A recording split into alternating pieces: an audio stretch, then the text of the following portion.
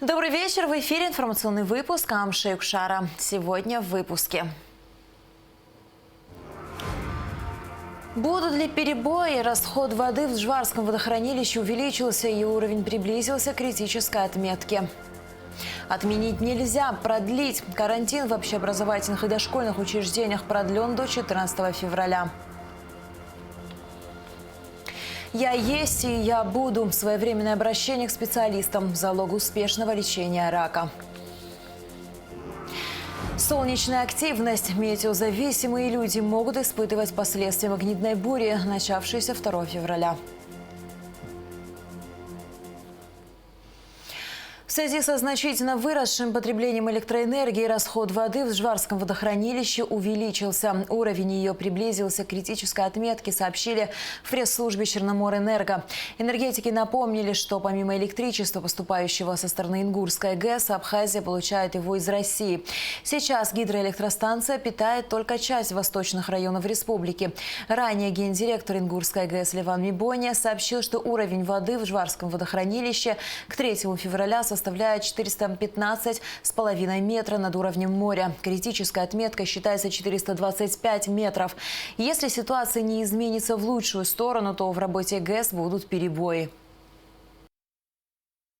Сегодня наши расходы в течение года, осени настолько выросли, что мы воду исчерпали до критического уровня из-за роста нагрузок. Если сравнительный анализ провести за последние 2, 3, 4 года, на 30, 35, 40% выросли наши нагрузки. В данный момент получаем с российской стороны 360-365 мегаватт.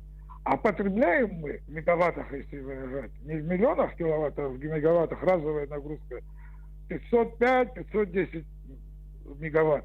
Вот эта разница, все, пока с Ингура берем, брали и поэтому исчерпали до конца. Мы в последнее время около 140-150 мегаватт питалось оттуда. Часть Гулерипского района питает, где-то половину. Марчал питает и Гальский район питает. Но это много. Вот сейчас мы к завтрашнему дню вообще на ноль выйдем. Вот надо сегодня что-то придумывать, переключать туда или вводить веерное отключение по всей Абхазии. Это будем решать. Но идут переговоры, надеемся, что переток с российской стороны, я не уверенно ничего не могу сказать, но если увеличится, тогда как-то легче будет. Если мы будем в каких-то малых, совсем маленьких пределах брать с Ингургес там 50-60 мегаватт, то тот естественный приток, пока паводка нет, где-то вытягивает на 50, 60, 70 мегаватт, по-разному, бывает каждый день. Вот так вот, это можно, там, Гальский район, там, маленькую часть Панчал, что посадить, остальное все должно тогда переключиться на российскую. Повторяюсь, российская пока столько не дает. Спикер Народного собрания парламента Абхазии Валерий Кварча поздравил председателя Государственной Думы Федерального собрания Российской Федерации Вячеслава Володина с днем рождения. Ваш профессиональный опыт, общественно-политическая деятельность и приверженность своему делу позволяют решать самые сложные вопросы и принимать верные решения в вашей ответственной работе. Народное собрание парламента Республики Абхазия выражает готовность к продолжению совместной работы между нашими парламентами. Уверена, что межпарламентское сотрудничество будет и далее развиваться на благо народов Республики Абхазия и Российской Федерации, говорится в поздравлении. В связи со сложной эпидемиологической ситуацией в районах республики и необходимостью продления мер по защите населения от коронавирусной инфекции, карантин в общеобразовательных и дошкольных учреждениях продлен до 14 февраля. Об этом сообщает пресс-служба Министерства просвещения республики. Мэр столицы Беслан Эшба также подписал распоряжение о продлении карантина в средних и дошкольных образовательных учреждениях города Сухум. Об этом сообщается на сайте администрации. В продолжение темы Беслан Эшба провел совещание со всеми главврачами медучреждений Сухума. На повестке дня были рассмотрены вопросы, связанные с эпидобстановкой. В том числе о том, как вести прием больных для разграничения потока пациентов, так как кроме больных с высокой температурой и с подозрением на COVID-19, а также с симптомами ОРВИ, есть еще и пациенты с соматическими заболеваниями. Нагрузка очень большая, конечно, на терапевтических врачей у нас. Среди медиков у нас из 100% процентов 60-70 у нас заболевших. Все лаборатории, наш медперсонал работает в обычном режиме, то есть они, если даже болеют, то работа у нас не останавливается, то есть мы заменяем их. Судя по статистике вообще, здесь вот в памятке строго указано, что нужно обращаться на третьи сутки. На сегодняшний день в школах болеют 170 человек детишек и 40 педагогов. Дети у нас каждый день заболевают от 30 до 60 человек. В поликлинике у нас есть ПЦР-кабинет и есть ковид-кабинет. То есть в этом ковид-кабинете там же делают на месте ПЦР-анализ. При омикроне нужно находиться в изоляции дома от 7 до 10 дней. Омикрон, конечно, он очень слабый. То есть слабый в плане того, что он не поражает легкие. И, само собой, поддается тоже лечению легче.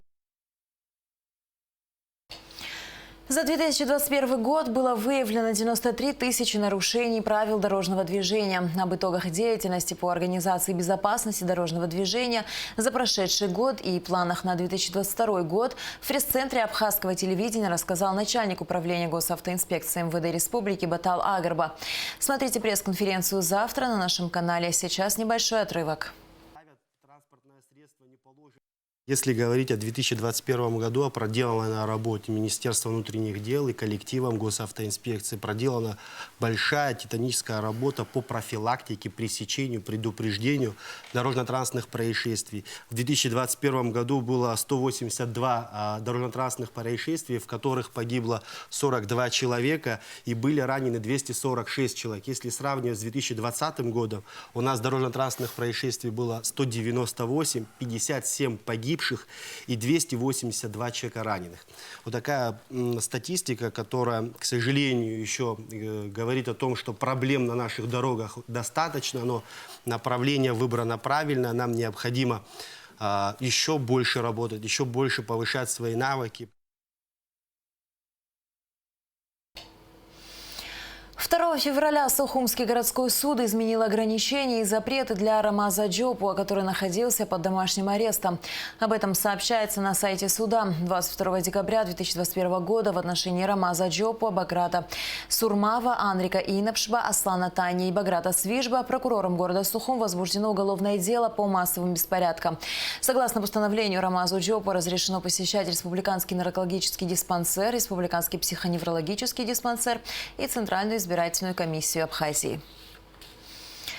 Кассационная коллегия по уголовным делам Верховного суда Республики Абхазия 3 февраля отменила постановление Сухумского городского суда 13 января 2022 года в отношении Баграта Сурмава и избрала для него меру пресечения в виде домашнего ареста сроком на 1 месяц и 3 дня до 22 февраля 2022 года. Об этом сообщается на сайте Верховного суда. Мера предусматривает все ограничения, предусмотренные уголовно-процессуальным законодательством, за исключением необходимости посещения медицинских учреждений. Общая сумма налоговых платежей за январь 2022 год составила 183 миллиона 400 тысяч рублей при плане 153 миллиона 200 тысяч рублей. Выполнение 120%. Суммарная разница плана по сравнению с фактическими поступлениями налоговых платежей составила 30 миллионов 200 тысяч рублей. Динамика поступления по сравнению с аналогичным периодом 2021 года 111%. В суммарном выражении равно 18 миллионам 100 тысячам рублей. Об этом сообщается на сайте Министерства по налогам и сборам Абхазии. 4 февраля Центральная избирательная комиссия Республики Абхазия зарегистрировала 2 инициативные группы по выдвижению кандидатами в депутаты парламента: Бганба Анетту Сергеевну по избирательному округу номер 8, Ашуба Мактину Муджевну по избирательному округу номер 2. 4 февраля политическая партия «Народный фронт Абхазии за справедливость и развитие» представила протокол съезда в Центральную избирательную комиссию Республики Абхазия. Решением съезда Сакания Лаша Надаревич выдвинут кандидатов в депутаты Народного собрания парламента Республики Абхазия по избирательному округу номер 35. 4 февраля 2022 года в городе Сухум состоялось заседание политического совета Республиканской политической партии «Акзара», на котором с обращением выступил председатель партии Леонид Дзапшва. Предстоящие выборы в парламент – очередной экзамен нашей государственности. Уверен, несмотря на имеющиеся глубокие разногласия в обществе, мы преодолеем это испытание. Надо прислушиваться к мнению простых людей, к разуму нашего народа, отмечается в обращении Леонида Дзапшва. Продолжаем выпуск. 4 февраля – Всемирный день борьбы против рака. Именно рак до сих пор остается одним из самых опасных и малоизученных болезней. На сегодняшний день с онкологическими заболеваниями борются десятки миллионов людей по всему миру. Как отмечают специалисты, эту болезнь можно победить на ранних стадиях, если обратиться за медицинской помощью своевременно. Рак не приговор. В нашем следующем репортаже истории людей, которые борются с этой страшной болезнью. Вместо детского сада – стены больничной палаты, вместо воспитателей – врачи в белых халатах. Маленькой Сандре всего 6 лет, но болезнь у малышки совсем не детская. Вот уже 2 года Сандра борется с раком крови. Ребенку проводят уже 3-ю по счету химиотерапию. Сейчас Сандра идет на поправку, но все же нуждается в постоянном лечении. Поэтому периодически открываются сборы помощи девочке. Один из них был закрыт совсем недавно. Еще вчера Тимур Шикерба активно занимался спортом, учился, гулял с друзьями, записывал веселые видео на телефон. Словом, жил обычной жизнью 17-летнего подростка. А сегодня Тимур столкнулся лицом к лицу со страшным диагнозом – злокачественная опухоль левой бедренной кости. Но юноша не сломился, ведь его поддерживает любящая семья. После обследования выяснилось, что Тимуру нужна операция, стоимость которой 1 миллион 400 тысяч рублей. Семья такой суммой не располагает, потому пришлось обратиться в фонд «Доброе дело», который занимается помощью больным детям. Благодаря неравнодушным людям удалось собрать часть необходимой суммы и провести частичную операцию. Однако сумма собрана не до конца и необходимо продолжить лечение. Где-то до 400 тысяч осталось. Добрать нам нужно и оплатить за операцию. И он был футболистом. 17 лет и многочисленные травмы, они как бы не обратили внимания и перешло на злокачественную опухоль у них. Нога, в общем. У него вот делали операцию, прооперировали, все. Сейчас делают химию и, надеемся, скоро вернется домой. Данные мировой статистики неутешительны. С разного рода онкологическими заболеваниями борются миллионы людей. В Абхазии в онкологический центр обращается в среднем несколько сотен человек в год. Общая статистика на первый план чаще всего выходит это заболевание легких. И, естественно, дальше идет уже градация. У мужчин это легкие как по количеству, так и по назалу. У женщин, соответственно, это молочная железа. Известно, что ранняя диагностика всегда была и остается основой для своевременного и успешного лечения злокачественных новообразований. Желательно, конечно, просто мало кто это делает. После, то есть некоторые категории граждан, женщинам старше 35 лет и мужчинам старше 40, естественно, нужно хотя бы желательно раз в год делать минимум диагностического обследования для того, чтобы избежать появления онкологии или, скажем, предупреждения онкологии. Естественно, в первую очередь это нужна профилактика, потому что на ранних стадиях, как правило, подавляющее большинство онкологических заболеваний можно излечить. Это имеется в виду и 1-я, и 2-я стадия. Иногда бывает там и в 3-й стадии заболевания человек полностью излечивается. Поэтому самое главное обращать на это внимание, профилактироваться. И в первую очередь, конечно, сам пациент, сами жители нашей страны, любые граждане, они могут в первую очередь и должны обращать внимание на так называемые видимые локализации. То есть это то, что можно увидеть невооруженным взглядом. Имеется в виду какие-то образования на коже, на слизистых, то есть то, что можно увидеть невооруженным взглядом и обязательно обратить на это внимание. Особенно если будь то язва или какая-нибудь родинка изменила цвет, форму, воспалилась, начала кровить. На это всегда надо обращать внимание и в первую очередь обращаться к врачу, желательно к онкологу. Под постоянным наблюдением в онкологическом диспансере в Абхазии находится около 500-600 человек. Пациенты получают амбулаторное и стационарное лечение. Помощь оказывается силами онкологического центра практически в полном объеме, за исключением глубокофокусной радиологии, то есть лучевой терапии. Во всем остальном, что касается диагностики либо лечения, в основном все проводится здесь. Пациенты, они получают у нас как амбулаторное лечение, имеется в виду на дому, либо при поликлинике по нашей рекомендации. Точно так же они проходят и стационарное лечение. То есть это хирургические операции, химиотерапия, два основных способа. Вот. Ну, плюс еще, если образование на коже, поверхностной либо средней локализации, то лучевая терапия проводится. К сожалению, однозначного ответа на вопрос, почему возникает рак, нет. Прежде всего, это сбой в иммунной системе. Однако необходимо знать, что существуют факторы, которые неблагоприятно влияют на человека и способствуют возникновению болезни. Употребление алкоголя, курение, излишнее пребывание на солнце. 4 февраля в календаре отмечен как Всемирный день борьбы против рака. В этом году, как и предыдущие, он проходит под девизом «Я есть и я буду». Ведь рак не приговор. Главное – своевременно проходить обследование у специалистов. Угу Савардания и Инала Гухава, Абхазское телевидение. Консульский отдел посольства России в Абхазии не будет вести прием граждан до 13 февраля по эпидемиологическим причинам. Об этом сообщается на странице посольства в Твиттер. По рабочим дням с 10 утра до 12 часов и с 14 до 16 часов. В консульский отдел можно обращаться по всем имеющимся вопросам, а также по телефону 226 03 91. Новым генеральным директором топливной компании «Апсана Ойл» стал руководитель фонда «Международный культурно-деловой центр Республики Абхазия» в Москве Олег Лакоба, сообщает РИА Новости. Наша соотечественница Эльвира Тодуа – легенда российского футбола. Мастер спорта России международного класса. Эльвира провела 101 матч за женскую сборную России по футболу и 4 раза брала чемпионат России с ЦСКА.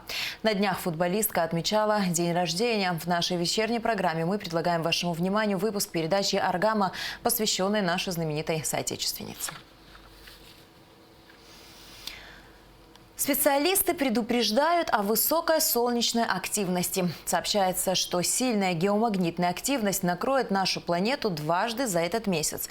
Метеозависимые люди могут испытывать последствия магнитной бури. Солнечная активность будет ощущаться до 5 февраля. Метеорологи напоминают, что вторая вспышка геомагнитного шторма случится 10-12 февраля. По словам специалистов, магнитные бури опасны в первую очередь для людей,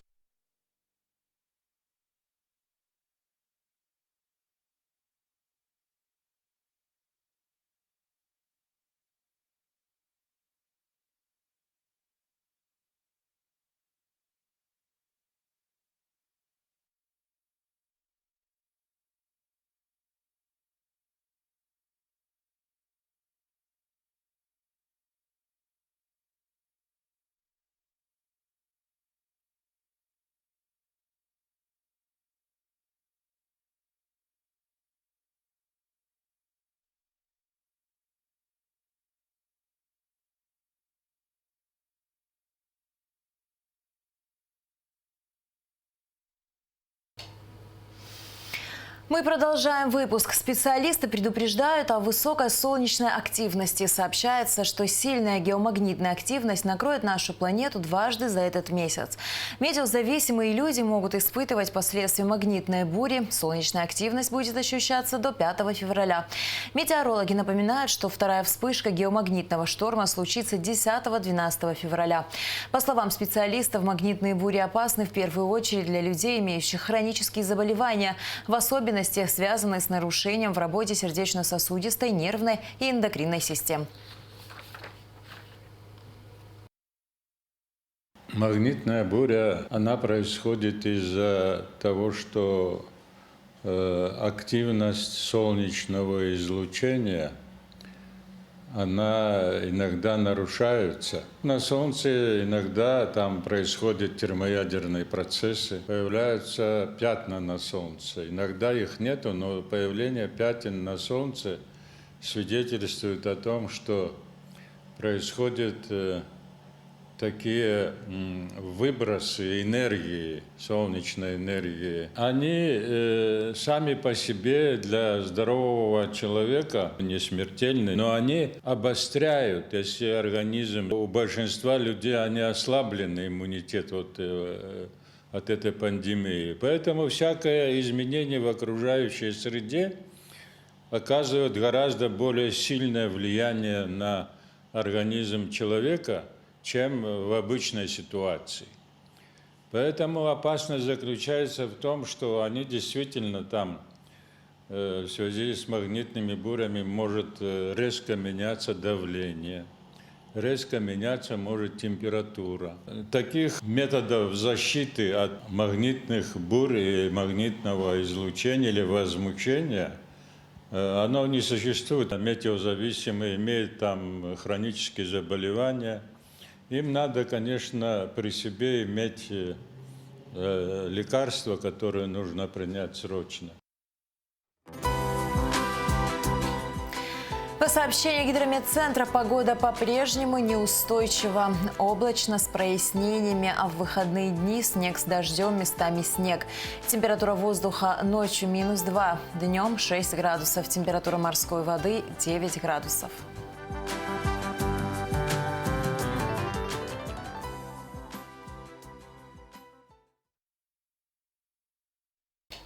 На этом наш выпуск завершен. До скорых встреч в эфире.